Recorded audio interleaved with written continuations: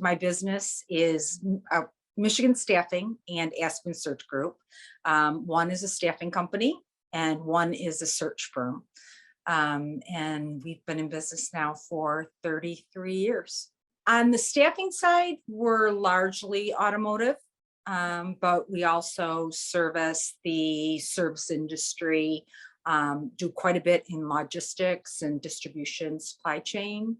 And then on the search side, really, we're all over the map. Automotive definitely has a large presence, but we have a large variety of companies that we support. It was my dad's idea because he was a manufacturer's rep and was at GM all the time and started seeing all these contract employees. So some of our first clients were companies that he worked with, and the employees were, some of them referred over from professional relationships he had. So that helped to break into the industry.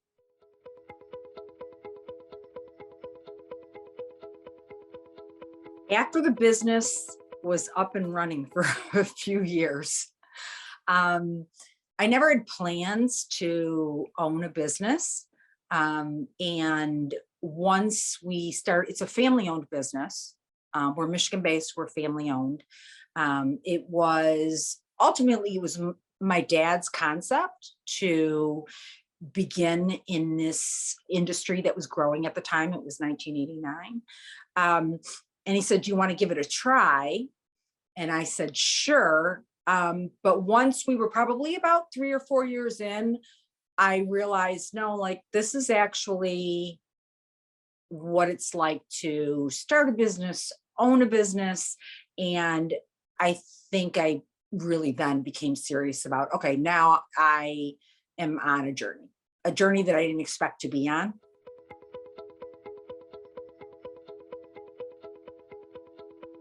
I think it was honestly that window between deciding whether we were going to continue forward and keep the business open.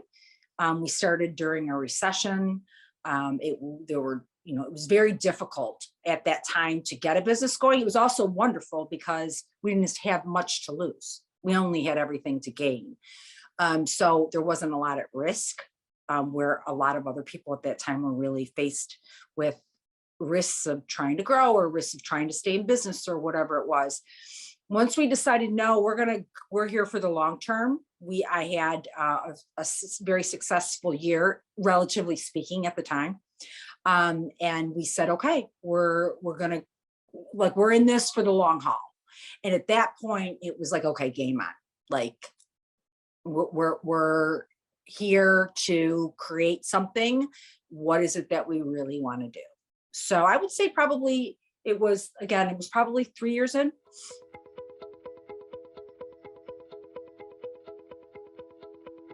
I knew nothing about the industry. I really knew nothing about what I was getting myself involved in. So I really went in sort of blind faith, in the fact that, this really is going to date myself, but it was like, there's the yellow pages, there's the desk, like, see what you can do. And this is like truly what happened. So, I just went in not knowing much and knowing that I would have to teach myself.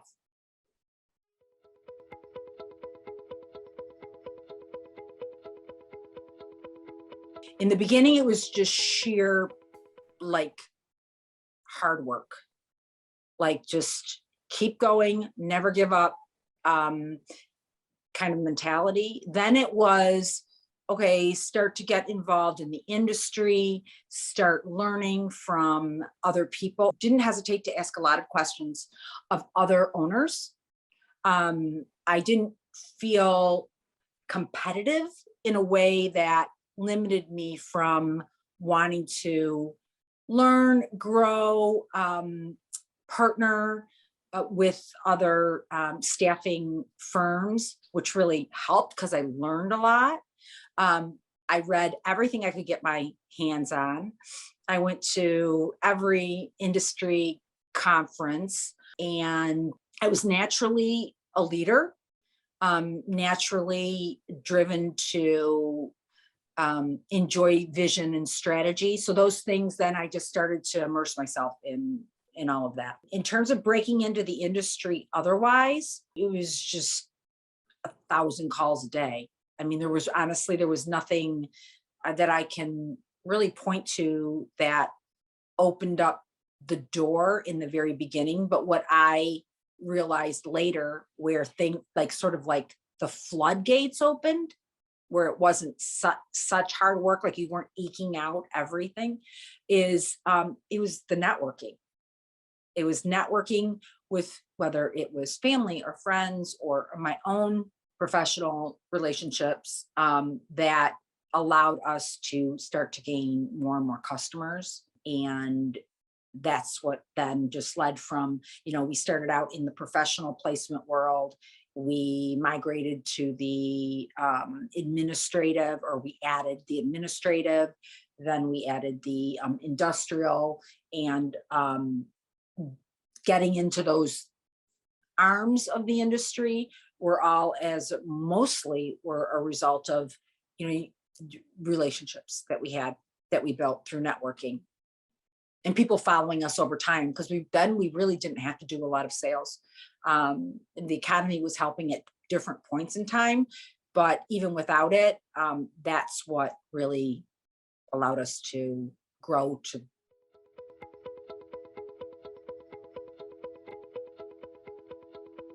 My fears were, one, making enough money to stay in business.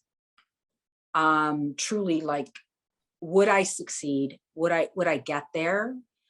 I think another fear was that, was I meant for this path? Like, I was 25 or 6. So, I mean, I was very much like, is this really what I want to be doing? Do I want the corporate world?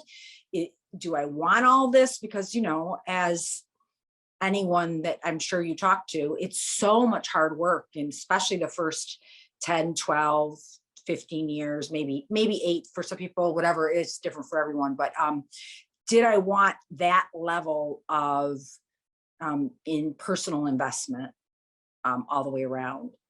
So those are my fears. It's like, am I doing the right thing? And am I going to make enough money? Also, because I wasn't the only stakeholder. I mean, I had, family members that were involved. I started to hire a couple of employees, and, I knew that now it was very important. It wasn't just about me.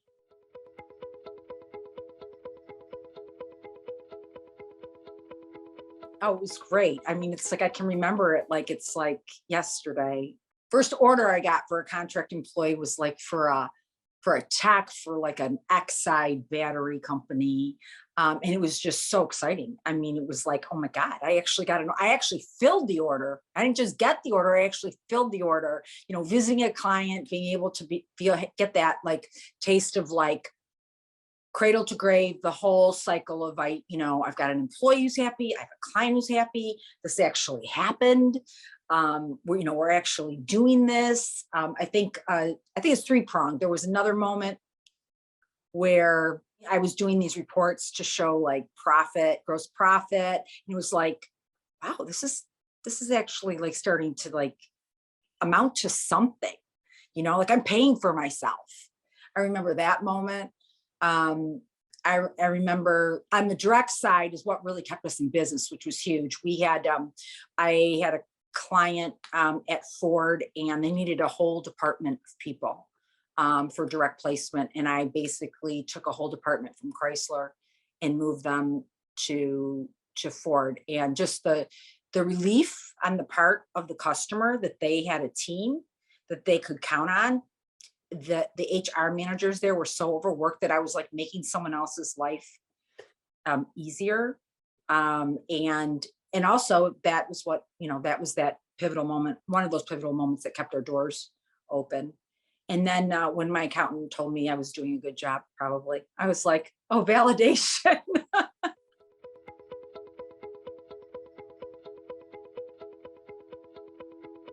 So I'm familiar with the mistakes. I would say for me, not hiring the right people, or keeping the wrong people for too long once I realized they were the wrong people.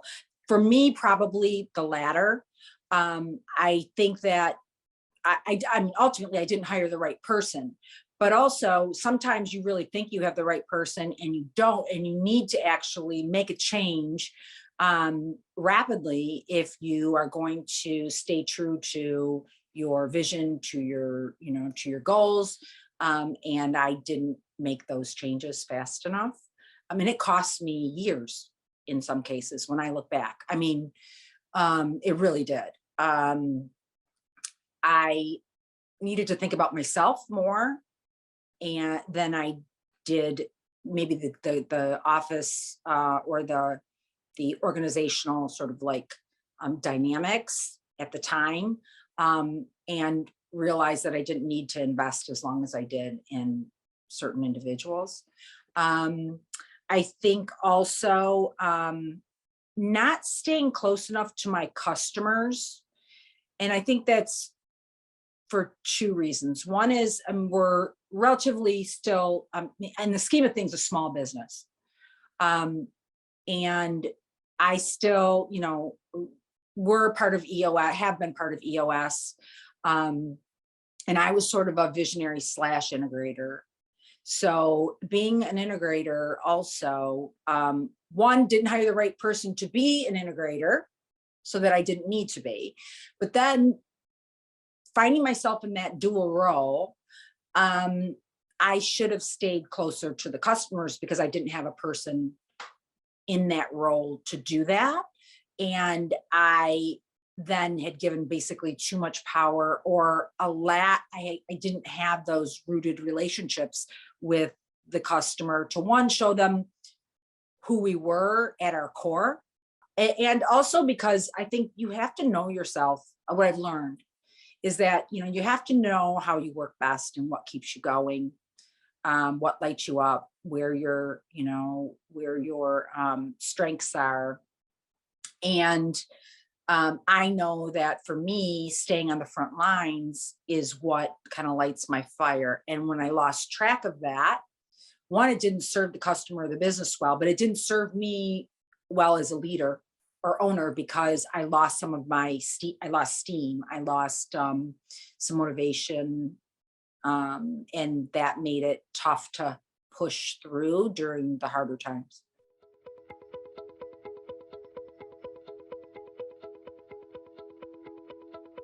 Well, my dad was a mentor, mostly by example.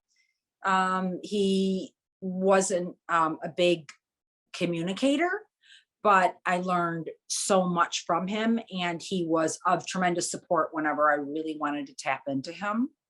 He was always there. So that gave me great, I guess, peace to know that I had sort of a safe harbor when I really wanted it. But in terms of like an active mentor, I didn't. I mean, the core value of like building a life and a business around relationships came from my dad. And it's probably like the greatest lesson I could have. But I joined an organization probably 20 plus 20 years maybe into the business. Kind of lost track of time now, but called Entrepreneurs Organization. And it was YEO, now it's EO. And that really, those people became sort of my mentors by proxy, because it was a group of other professionals like me, who were entrepreneurs who could share similar experiences or add shared experiences to whatever I might have been struggling with, or just listening to other people's struggles or successes and learning from that. Had I done that sooner, I think from a tactical, strategic standpoint, it wasn't as important early on, though I would have learned a ton. But from an emotional, because resilience is so much of, I think, what it takes for all of us in life, but like if you're a solo entrepreneur or you're in a small business or you're the one really kind of running the business, even if you have, investors or whatever it is, that emotional outlet is huge.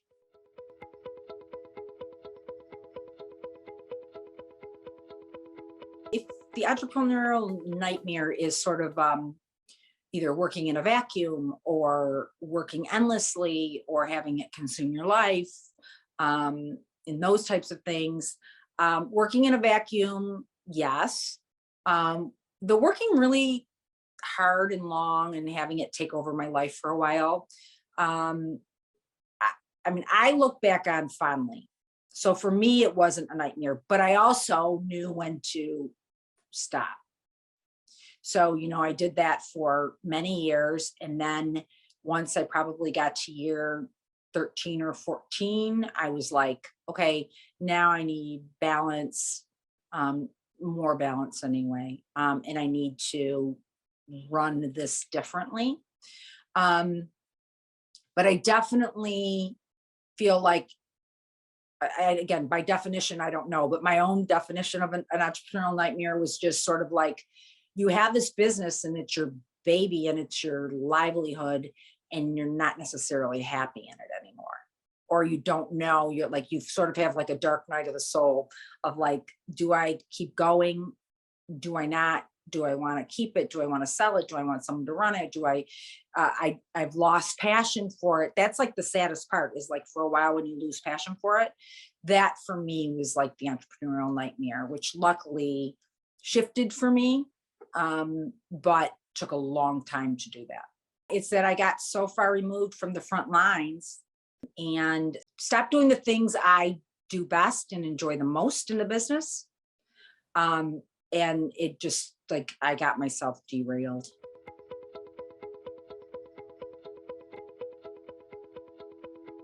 So for me, yes, I mean, I feel like now I'm back on track with doing the things that I know that I want to do, that I do well, staying in my lane in terms of what my role is.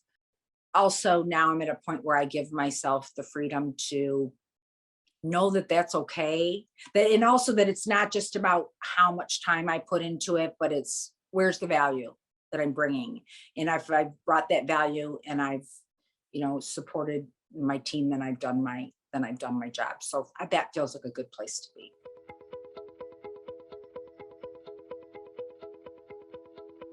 I just feel like it was like a staircase, so I feel like I can point to different points in time that represented success, but it just looked differently on each sort of like landing. But I would say probably 3, 10, and like 16 years were all different pinnacles of success. And now where we're at now is because we really, in 2008, we had to basically start over. I mean, literally start over. So I basically had to rebuild the business. 2008, that's when the Great Recession hit. But 2011 really is when it started for us. So now we're at another pinnacle right now. So this would probably be the fourth one.